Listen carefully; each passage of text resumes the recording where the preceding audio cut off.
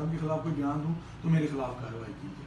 ठीक है। नाजरीन, 2 साल पुरानी वीडियो सामने आने पर बाबर आजम पर इल्जामात लगाने वाली हमजा मुख्तार का रद्द अमल सामने आ गया।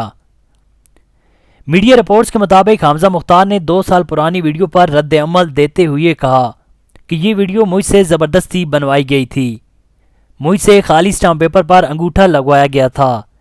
इस बयान हल्फी और वीडियो पर मैंने अदालत से रुजू करना है। वाज़ेह है, इससे कबल कौमी क्रिकेट टीम के कप्तान बाबर आजम पर जिनसी ज्यादती के इल्जामात लगाने वाली हमजा मुख्तार का 2018 का बयान हल्फी और वीडियो बयान सामने आ गया था।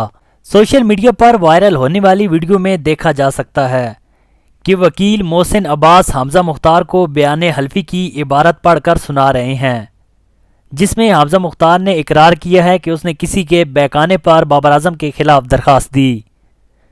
दरखास्त देने का मकसद बाबर आजम को तंग करना था। बयान हल्फी के मतन के मुताबिक कुछ दोस्तों के बहकाने पर थाने में दरखास्त दी।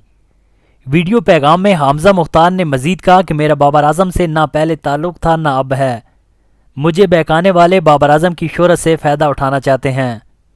मेरा ज़मीर मुझे ये सब काम करने से रोक रहा है, लिहाजा मैं अपनी दरखास्त वापस लेती हूँ। उन्होंने मजीद कहा कि मेरी दरखास्त बदनीति पर मबनी थी, मैं बगैर किसी दबाव के दरखास्त वापस लेती हूँ। मैं बगैर किसी दबाव के ये बयान हल्फी दे रही हूँ।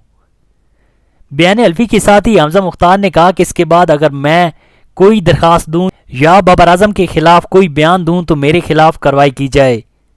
ये बयान हल्फी मोहम्मद सुहेल अमजद नामी गवाह की मौजूदगी में दिया गया था।